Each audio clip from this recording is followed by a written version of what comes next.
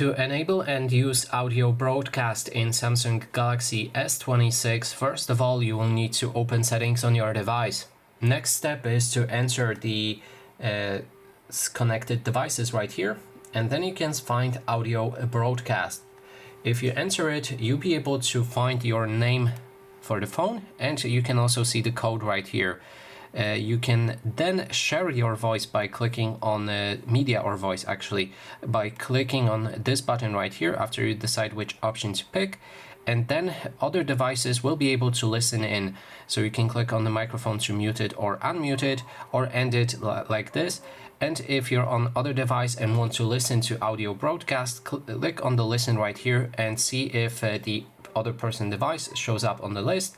Then you'll be able to add it. You can also scan the QR code right here. And that is basically everything. Thanks so much for watching.